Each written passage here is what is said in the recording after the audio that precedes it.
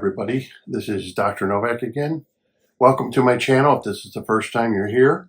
What I'm going to talk about is, this is the time of year where more fish tanks are sold than any other time of year. It's always in the winter time, especially for northern states. But because people are buying so many fish tanks, I thought I would go over something that some people don't realize. And one thing is I'm going to talk about is a stupid little piece of equipment that we all use, or most of us will use, is aquarium heaters. Now, a lot of people would think, yeah, well, what is there to an aquarium heater? Well, what's the big thing? What's so hard about them? What's so hard to understand? Their function, they should be pretty well known by now. When you buy a tank, you get a heater and you put it in the tank and that's it, right? Well, yes and no. Even here in Florida, we have semi-tropical weather. In other words, it's not tropical weather, it's semi-tropical, meaning that we can get cooler temperatures here in Florida. As you hear on the news, that you'll hear that maybe it gets down to freezing and they're worried about the orange crop freezing, because Florida is known for oranges and strawberries, berries, stuff like that. And of course, freezing is not what we want. And because this is a semi-tropical environment, sometimes people plant tropical plants and they will freeze up and not make it. And we have to rebuy them even. But a lot of plants can make it winter through because we're a semi-tropical. But heaters are something that are used for everybody, but I wanted to bring this up because people are getting new tanks and people are thinking that heaters should last forever. First of all, if you can get a heater, because I did some research for everybody and I kind of looked at what people were saying about stuff on Amazon and stuff like that when they were buying heaters. And some people complained that, oh, I had a heater, it lasted 3.5 years. And then it broke, it overheated my aquarium and killed all my discus, okay? That's pushing it when you have a heater that's 3 to 4 years old. I know you always have somebody who say, oh, I've had heaters last longer, but for a lot of heaters, that's pushing it. And usually heaters may not last that long. And it's usually not so much the heating element itself, but it's basically the electronics of the heater. Long time ago, there wasn't really much in the electronics. It was basically you had these points, and from the points that were in there would open and close to turn on and off the heater, right? The worst part of it is those points could get pitted, and they could stick closed, or they could, become open permanently. So if they stuck closed, it's just going to heat your tank up. Unbelievable. So that's what I wanted to talk about. Like, first of all, a good question that was asked me from somebody who was a beginner: what is it the best way to put your heater in an aquarium? Horizontal or vertical? And here, I'll show you. You got a heater like this, let's say, and whether it should go, vertical or horizontal. Well, it can make a difference. And you're probably now scratching your head. What do you mean it can make a difference? Like this particular heater here, a lot of the controls are here. It's not built into the heater. This is just basically a heater element with an element in it for temperature. When the ambient water temperature changes, it will send a message to this controller here, that you see here, and it will send a message to shut the heater off. And when it cools down, it will send a message to the controller to turn the heater on. Very simple. Instead of all this being inside of here, like a lot of heaters have, it's separate. A lot of heaters come this way. The thing about this is, a problem I've always had, if you want to set the aquarium heater like this horizontally, this is really a good way to set it. because the heat, and I'll try to show you a picture of how the heat radiates off of the glass tube, will actually radiate off of a heater. But they say the best thing to do is have a lot of water movement. Now in my aquarium, I think I do have a lot of water movement. But do I? But I do. Unless you have a pump blowing right on it, or maybe a bubbler right underneath it to disperse that heat. As you can see by the picture that I'm showing you, you see the heat becomes radiant and just comes off of the tube and goes straight up. And yet I have a lot of water movement, almost like smoke rising from a chimney. So if you put it this way, the heat will come this way. Now your sensor that tells the temperature of the aquarium is right here. And it's in all heaters this way. Doesn't matter how expensive they are, they're all this way. It will a lot more accurately tell you what the temperature in the tank is. So you may notice that if you put a heater this way versus vertical, that the heat will rise and it will build up heat inside of the tube, the Pyrex tube that they have here. And it will trick the element here in thinking the aquarium, let's say, is 78 degrees, it will shut down the heater. And you may have on the other side of the aquarium, you may have a thermometer that says it's only 75. Well, what's going on? Is my heater broke? Well, your heater's not broke. It's warmed up in this part. Now, this has a filler in there, like an epoxy in here. But a long time ago, they just used to put a piece of mica in there. And the mica would act as an insulator between what's up here and what's down here. And hopefully the mica will hold back the heat, not to trick the thermal element that's in here. So when it's this way, the heat will come up, but not trick the thermal element that's in here, okay? But that doesn't mean it can't accurately be put this way, because if you don't have to worry about heating up your aquarium by very much, it's not going to make a hill of beans if it shuts off a little earlier than it's supposed to. It will just cycle back on once it cools off and realize the temperature, the ambient temperature of the aquarium is not to where you want it. No big problem. The next thing, if you put it, horizontally, would be the cord. Is it long enough? And the problem is, too, that I found out when I tried to do it, the cords weren't long enough to reach down to where I wanted them to plug them in. Another thing is, as these cords stay in water, your electric cord, they get stiff. So after a while, they get real stiff. And then let's say you wanted to turn the heater and use it for something else. You have this big, long, stiff cord, the length of your aquarium, that, it's not very pliable. You can run hot water on it, but it will just go back to being stiff again. So there's yin and yangs about horizontal and vertical. Yes, you'll have more accuracy with horizontal than vertical, but it's going to eat up a lot more of your cord. And a lot of these heaters, they're kind of stingy on the cords. Well, one thing that you can also do is you can get a external controller. Now, I like this here in this box. This is called an Inkbird, and I just bought this. It comes with a 5-foot cord. 5-foot cord. That's not really very long if you think about it. 5-foot cord, but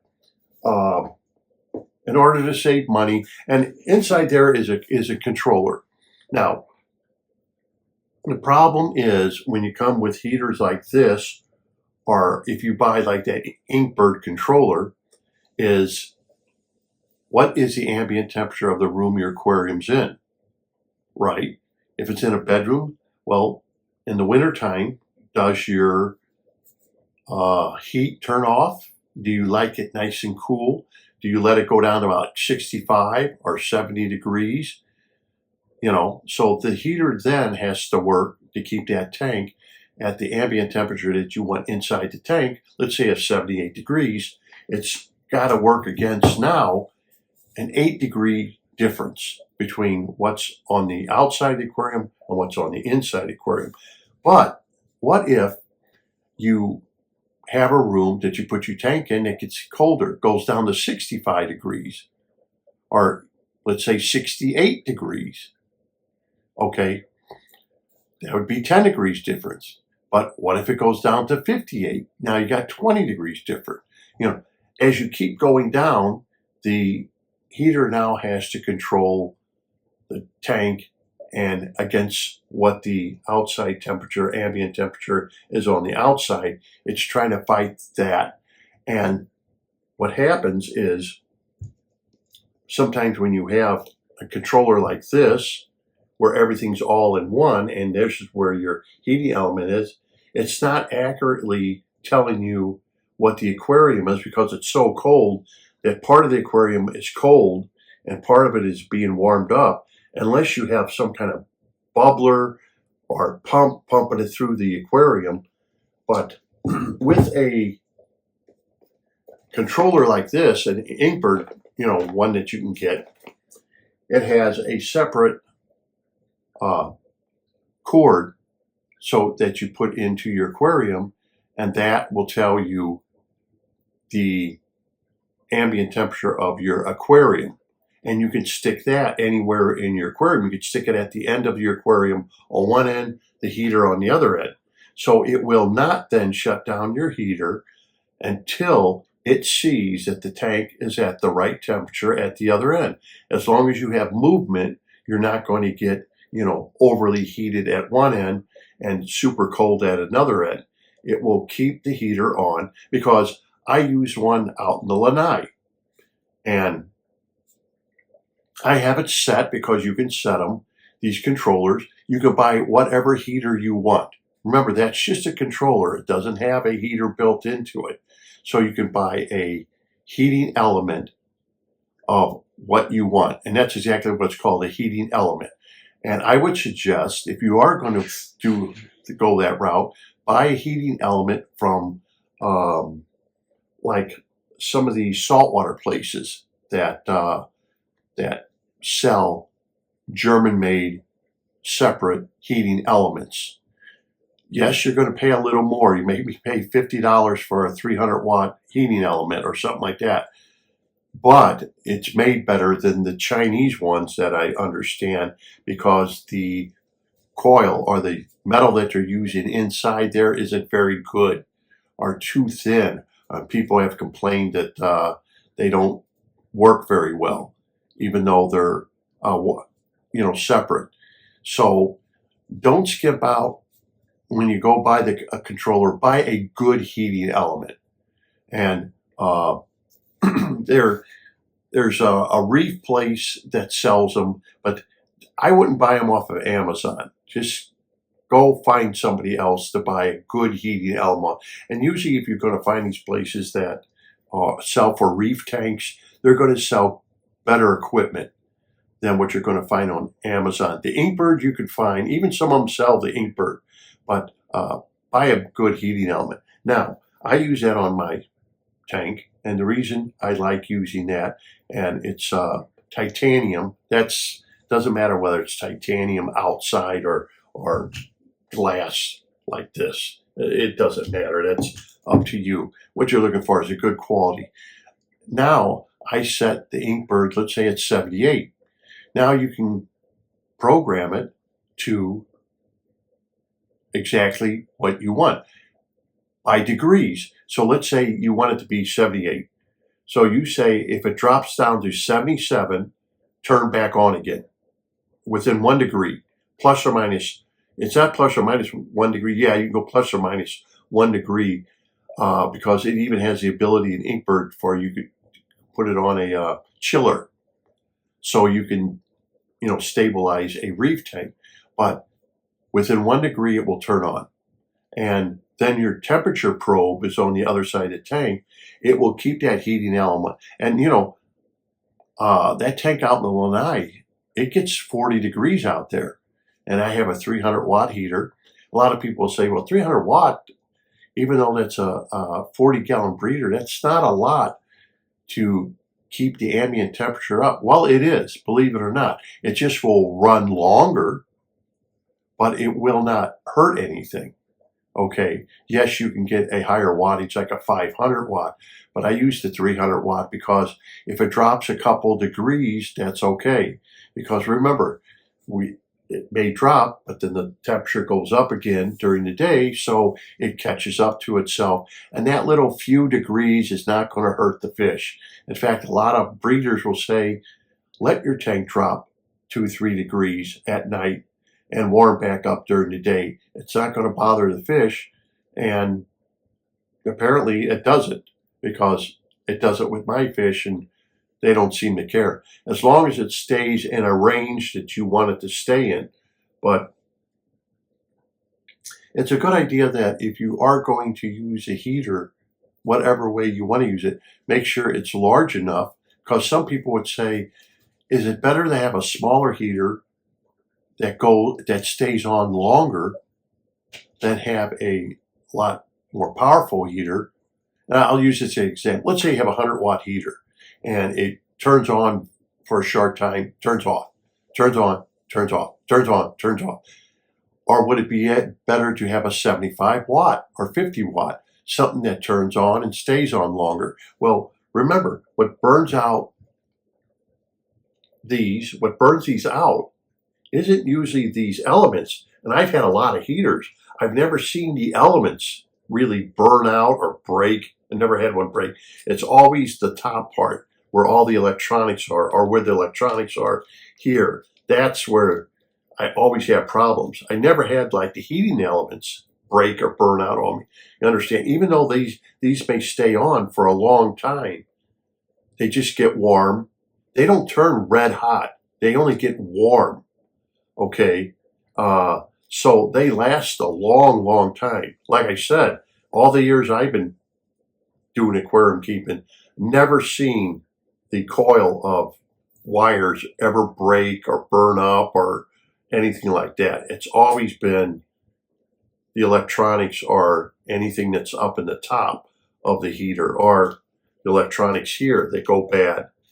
So you have to remember that. So a lot of people say, is it better to have it go on and off? Well, anyone will tell you, even in other YouTube channels, when things go on and off, on and off, on and off, that's these electronics in here going on and off, on and off. It's better off, for me, I found out it's better off just to have this thing come on and stay on longer, so this thing isn't switching constantly, because that's what winds up burning these things out, it seems like, is that switching from on and off constantly, that cycling, so maybe sometimes instead of getting that 100-watt that stays on for just, a few minutes and then shuts down and then warms up your tank, where you may want a heater that stays on a little longer, so the cycles are going longer in the cycles. Usually in the daytime, our homes warm up anyhow, so it's not going to cycle much at all. And I guess that's up to you. There's advantages and disadvantages, and some people may not find the advantages worth it and just get 100-watt like you're supposed to. They usually have a guideline on your tanks of how many watts you should get per gallon and the ambient temperature of what you're trying to overcome. So if the room is 10 degrees cooler than the aquarium, you're going to need this size of a heater. Some people prefer to get 2 heating elements. So let's say if you would need a 200-watt heater, you would buy 2 100-watt heaters and put them on each side of the tank, versus just one 200-watt heater. That's strictly up to you. But I found that the Inkbird, now I've used this Inkbird for years, and to me, it's well worth the money. So if you are going to buy an Inkbird, which I have now used for years, okay, without any problems. I don't know. I haven't had a problem where if you do buy a heating element, like the heating element I'm using on my 40-gallon, gosh, that thing is, wow, that thing, that heating element, okay, that's all it is. It's just the heating element itself. It doesn't have any electronics. It just turns on and turns off. I bet you I've had that thing for close to 10 years using it.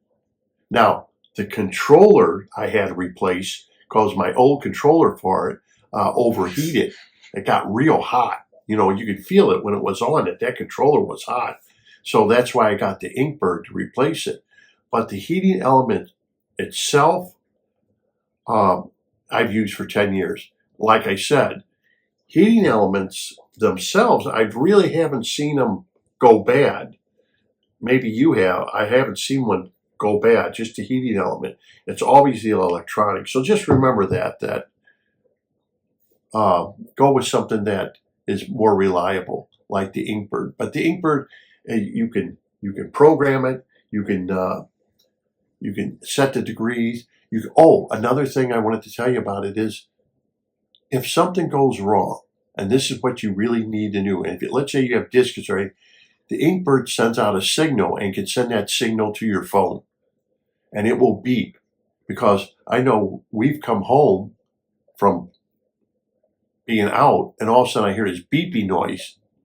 Now, what is that? Go, and I'm looking around, all of a sudden it's the Inkbird beeping, and I see the temperature has either went too high or too low, or whatever has happened. And it's telling me something's wrong, because you can make all these settings on it. So many settings, I'm not going to get them into this video, but there's a lot of settings you can set on it through your phone. And this can tell you and warn you on your phone that, I have a problem with my tank. It's overheating. Or I have a problem with my tank. The screen will turn blue and say, hey, it's getting too low. You know, if you're at work or something, you can say, hey, I got to go home. I see my tank's freezing or going below a set point. See, because you can make a set point that's saying, if you have discus, like, I don't want it to go below, let's say, 80 degrees, and it will let you know when it hits that 79 degrees, it'll start giving you a buzzer and let your phone know. Or you say, I want it to stay about 82, 84 degrees. If you see it's already up to 86, it will let you know that, hey, you're heating your tank up too much because you have set these parameters in there. And that is great when you can find out what's going on, what is malfunctioning.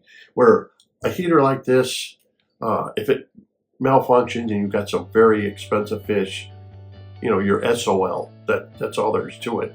Until you come home and realize your fish are baked, are they too cold, and sometimes they can recover from getting too cold, but other times, you know, they wind up never recovering, getting ick, and all kinds of other secondary problems. The king of heaters was Evo Jagger. That was the #1 heater that you could buy. It was green, and it was heavy, and boy, it was expensive compared to other heaters, but that was like the best you could buy. And of course, they went by the wayside, and I don't know if somebody bought them out or whatever, but they changed it, and it was never the same once it changed hands. And that's what happens in this hobby. So until next time, thank you for watching, and happy fish keeping.